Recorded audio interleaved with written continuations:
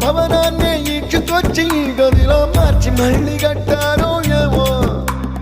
మాయజాలము తెలుసు మంత్రగారడి తెలుసు రెంటి కన్న ఇది ఇంకోటేమో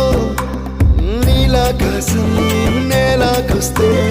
ఇట్టాగే ఉంటాదో ఏమో ఈ సంతోషం